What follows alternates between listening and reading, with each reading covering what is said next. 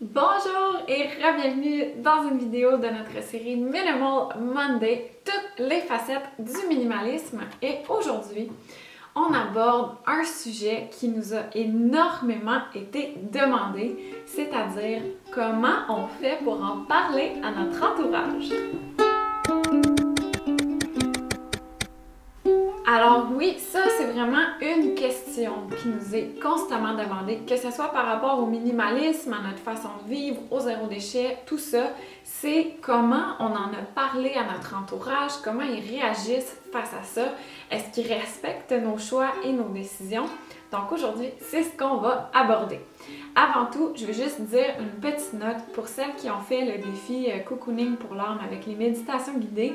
J'en avais promis 5 au total, j'en ai seulement fait 3.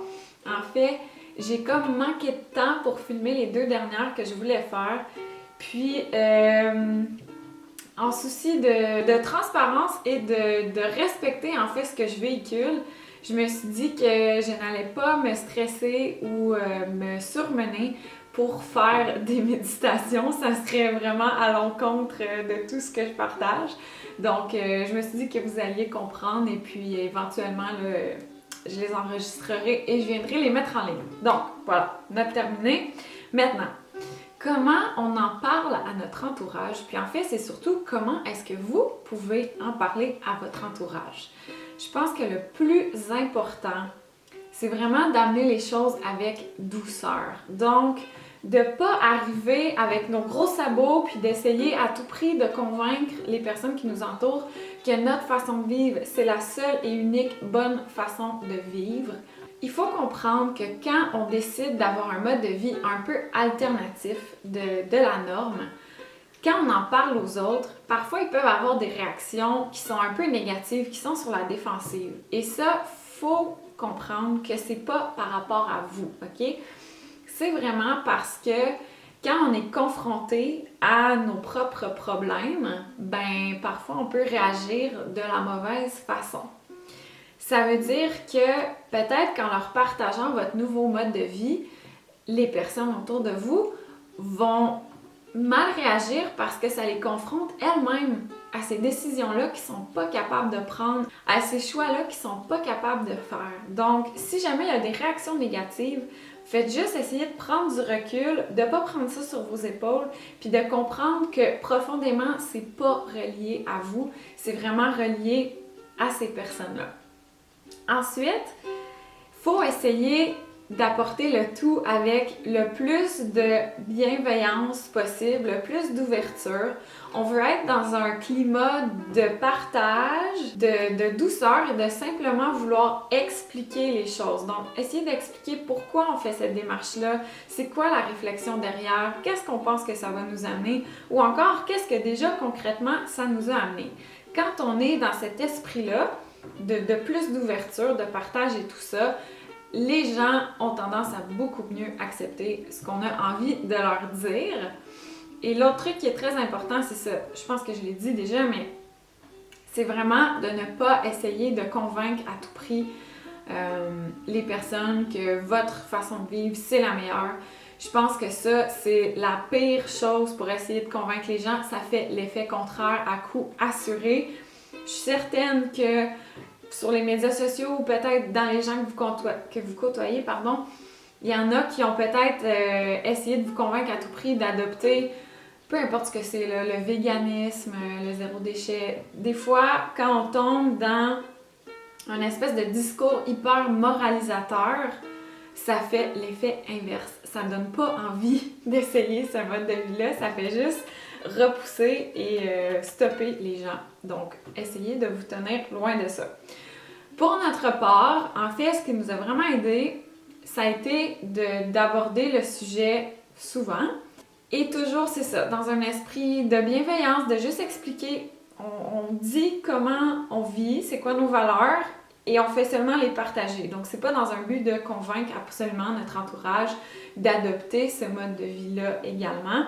C'est vraiment juste dans une optique de, ben voilà, nous, c'est comme ça qu'on vit, nous, c'est ça nos choix. Voici pourquoi, puis voici ce que ça nous apporte. On espère juste que vous allez pouvoir respecter ça. Point final, pas plus.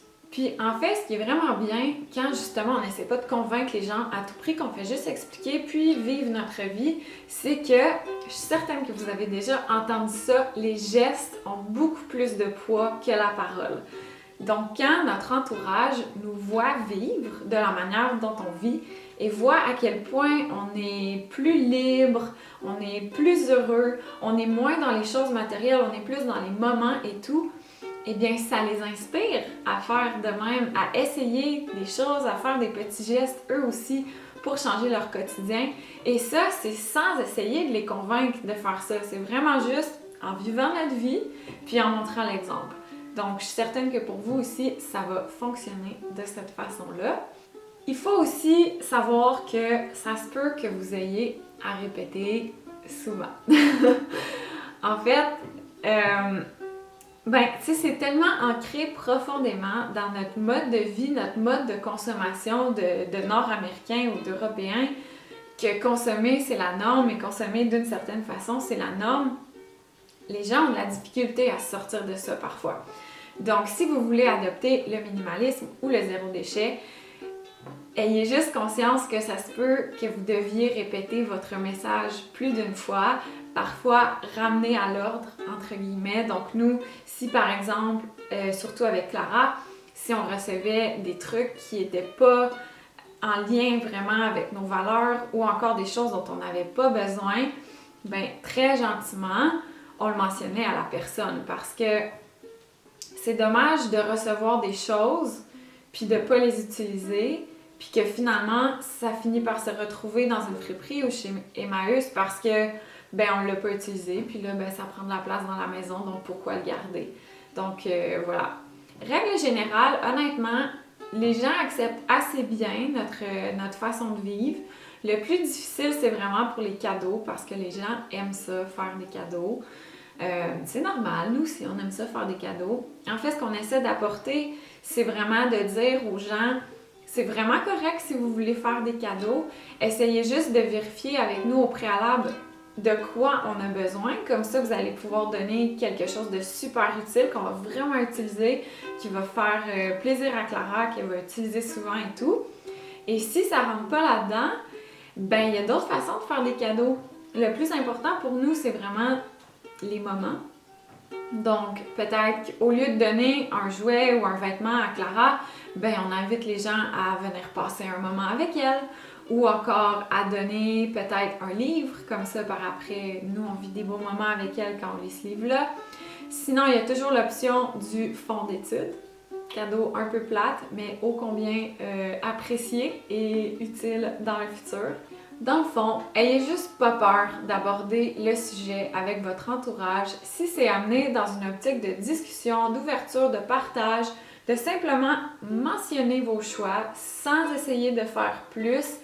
C'est la plupart du temps très bien accueilli et vous allez voir au fur et à mesure, les gens vont être de plus en plus réceptifs, vont de plus en plus respecter vos choix et surtout, vous allez les influencer positivement à faire eux aussi des petits changements dans leur vie, parfois même des plus gros, qui sait.